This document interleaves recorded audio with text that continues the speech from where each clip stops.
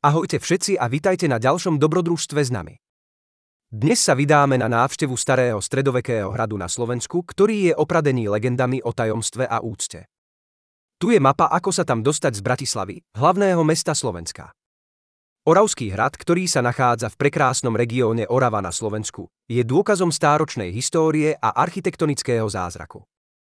Táto veľkolepá pevnosť, ktorá sa nachádza na vysokom skalnom útvare s výhľadom na rieku Orava, púta pozornosť návštevníkov po celé generácie svojím impozantným vzhľadom a bohatým kultúrnym dedičstvom. Oravský hrad okrem svojho architektonického a historického významu poslúžil aj ako kulisa mnohých filmov a kultúrnych podujatí, čo ešte viac pridáva na jeho príťažlivosti a mystike. Jedným z prvých hororových filmov, ktoré tu vznikli, bol Nosferatu z roku 1922, ktorý bol predchodcom Draculu. Malebné prostredie Oravského hradu uprostred zvlnených kopcov a lesov Oravy z neho robí obľúbenú destináciu pre turistov, ktorí sa chcú ponoriť do krás a histórie Slovenska. Počiatky Oravského hradu siahajú až do 13. storočia, hoci jeho súčasná gotická a renesančná architektúra odráža neskoršie prestavby a rozšírenia. Strategická poloha hradu na skalnom výbežku z neho urobila impozantnú pevnosť, ktorá chránila okolitý región pred inváziami a slúžila ako symbol moci a autority pre svojich panovníkov.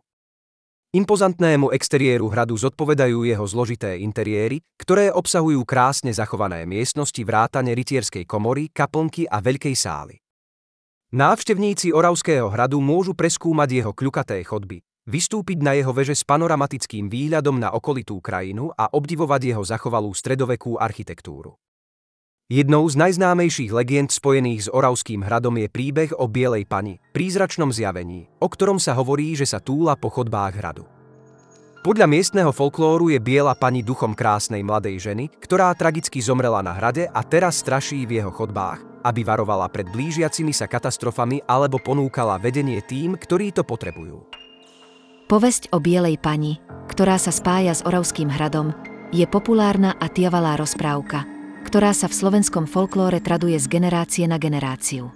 Príbeh o Bielej pani je zahalený rúškom tajomstva a prepletal sa s históriou a mytológiou samotného hradu. Podľa legendy je Biela pani duchom ženy, ktorá v stredoveku žila na Oravskom hrade. Existuje niekoľko variácií príbehu, ale jedna bežná verzia zaháňa mladú šľachtičnú, ktorá sa proti vôli svojej rodiny zamilovala do obyčajného občana. Napriek láske čelil pár početným prekážkam vrátane nesúhlasu rodiny šľachtičnej a spoločenských noriem tej doby.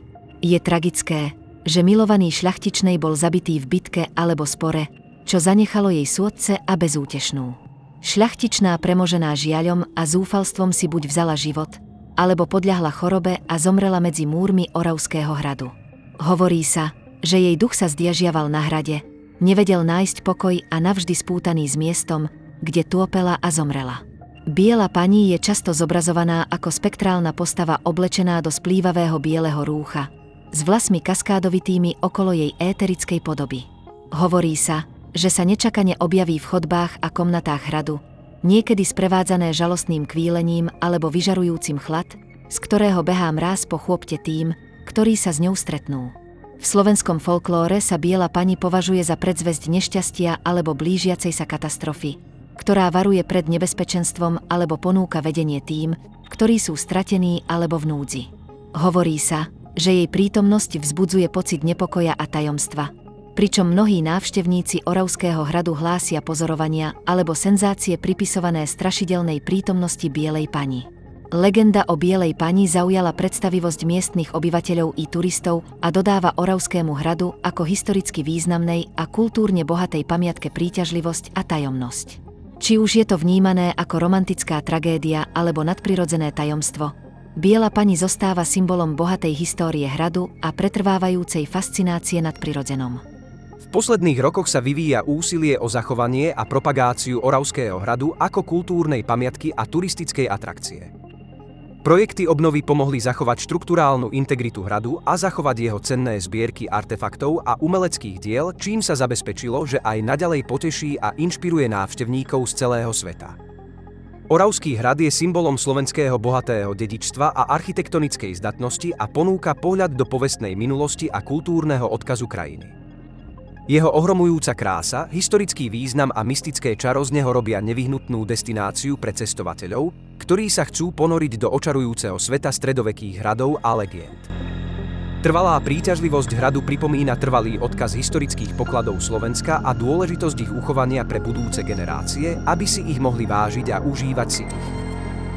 Ďakujeme za pozretie a ak sa vám toto video páčilo, kliknite na like a nižšie môžete napísať aj prípadné komentáre alebo otázky. Ak chcete vidieť viac našich informatívnych, vzrušujúcich a zaujímavých videí, prihláste sa na odber nášho kanála.